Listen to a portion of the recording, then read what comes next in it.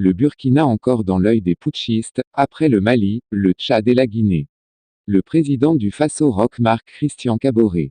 Dans un Burkina, en but aux attaques armées, où, selon les dernières nouvelles du front, un binôme de terroristes a été neutralisé tout comme 2 engins explosifs improvisés, les militaires ne chôment pas.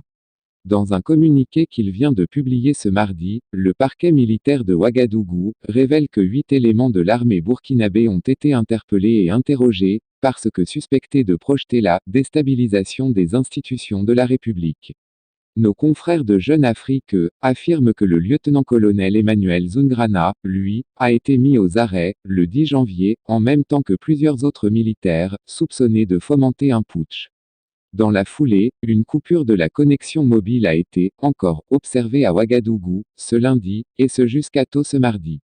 Du reste, les réseaux sociaux connaissent encore des perturbations. Ceci explique sans doute cela, surtout que le ministre burkinabé en charge de la défense a été, on ne peut plus clair, sans communication, le terrorisme n'est rien. L'Internet pourrait donc avoir été coupé, pour traquer terroristes et présumés auteurs de tentatives de putsch.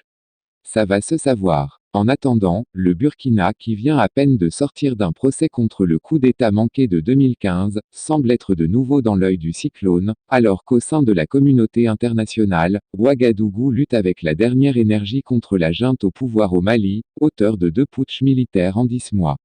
Ironie du sort, pendant que Roch Marc Christian Kaboré se bat contre les putschistes du Mali voisin, les mêmes démons de la prise de pouvoir par les armes rôdés autour du pouvoir que lui a conquis en 2015 et conservé en 2020.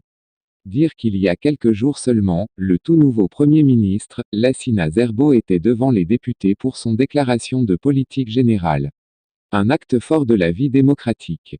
Pourtant, le Burkina dont le peuple a fait échec à la tentative manquée de coup d'État de 2015, était persuadé avoir tourné le dos à cette pratique. Il n'y aura pas de coup d'État dans ce pays, à partir du moment où les forces de défense et de sécurité sont des forces républicaines, avait même affirmé avec force, lors d'une session du Bureau politique national du Mouvement du Peuple pour le Progrès, MPP, pouvoir, le président de l'Assemblée nationale, Alassane Bala Sakandé. Ce n'était qu'en novembre 2021. Fort heureusement, le Burkina semble avoir échappé à ce coup d'État qui est demeuré à l'état de préparation, à en croire le parquet militaire de Ouagadougou. Mais est-ce la dernière tentative? Question à laquelle on ne saurait se hasarder à répondre par un oui ou un non catégorique. Toutefois, comme au Mali, au Tchad ou en Guinée où ces putschs militaires font, finalement, plus de mal que de bien, dans des pays où la Constitution énonce clairement que le pouvoir se transmet démocratiquement, on doit les condamner, sans autre forme de procès.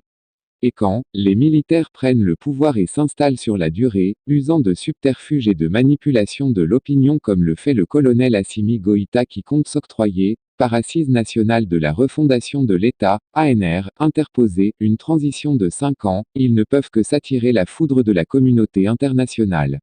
La Communauté économique des États de l'Afrique de l'Ouest, CEDEAO, est donc dans ses droits lorsqu'elle impose des sanctions radicales aux putschistes, décisions qui, malheureusement, mettent les populations innocentes en difficulté.